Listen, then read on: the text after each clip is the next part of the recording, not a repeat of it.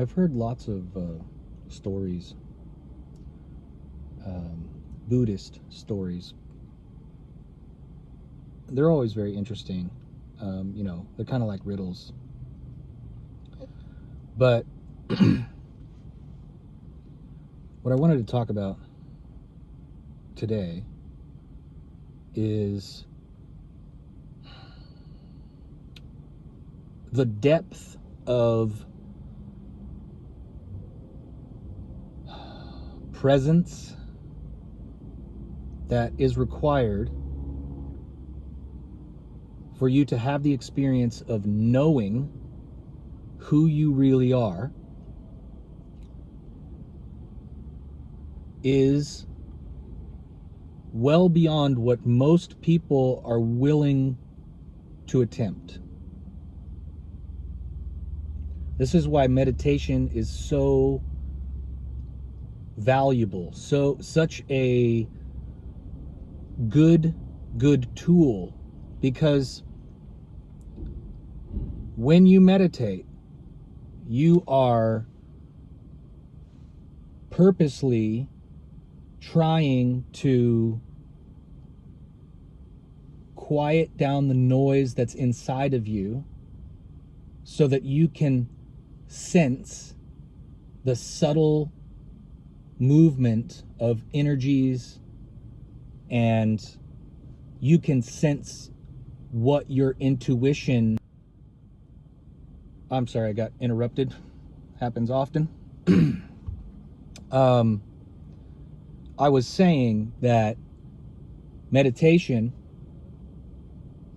for most people is the first step in being able to quiet the noise inside of themselves so that they might have the experience of knowing. That's what the experience is. The experience is of knowing. It's not of conceptualizing. It's not of understanding. It's of knowing. And it's subtle, but when you can quiet the noise enough, you will know. There won't be any doubt. You will absolutely know. Okay? And the whole point that I wanted to get to was the depth of presence, the depth of looking. There is a story, a Buddhist story, about a teacher talking to his student. There are so many of these, but this is just one example, and it's just part of the story.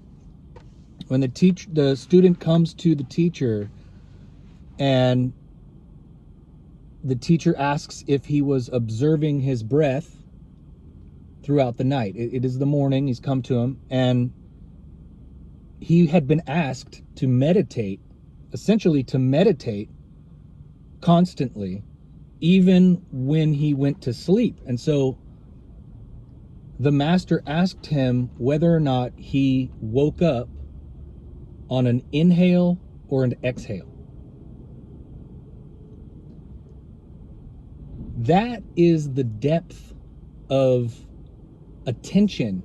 That is the depth of focus that a master would expect you to apply. And that's because once you do that and you know, you almost want to meditate all the time. But can you imagine at first how difficult that could be?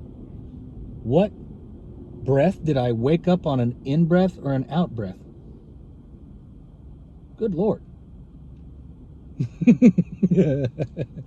But I understand that, because at any given time you can stop and you can put that amount of focus and attention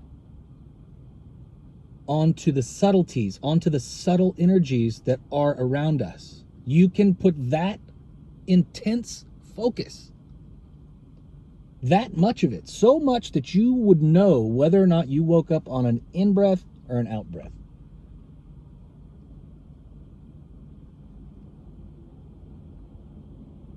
So if you're in a meditative practice, that's great. You just need to know that that never ends, and you can always go further. There's always more to see and know. So yes, meditate, but you don't have to do it in a strict way. You can basically learn to pay so much attention that you are, in essence, constantly meditating. You're constantly back and forth, more in the spiritual realm and then back into the physical world constantly. So when you're interacting with the physical world for a moment, you do that for a moment, and then you go back to the subtle energies, and you end up spending more time,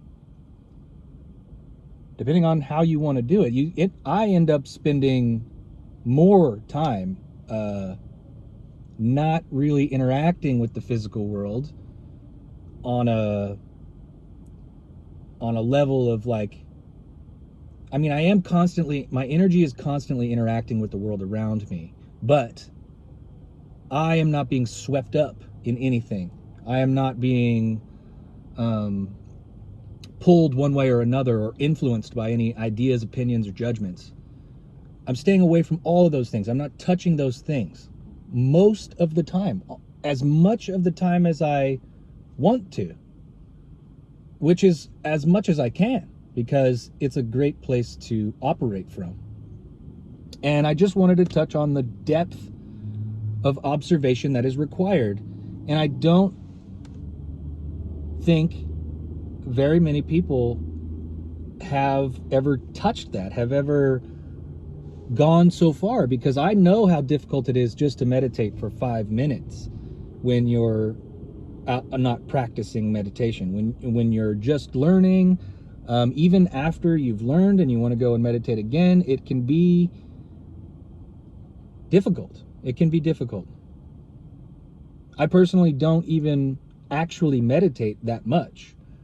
I just try to stay present, and I practice like micro meditations like all day long, and that seems to work for me.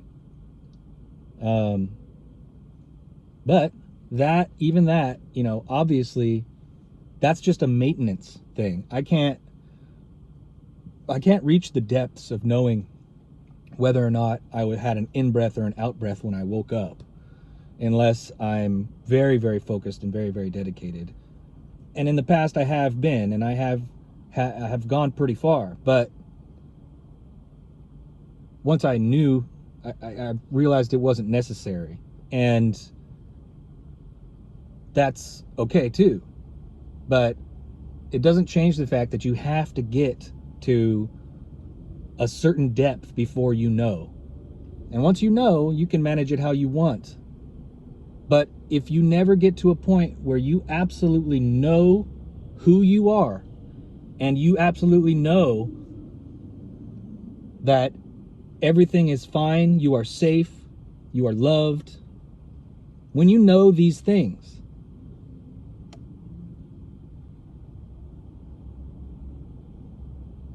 that's the juice, right?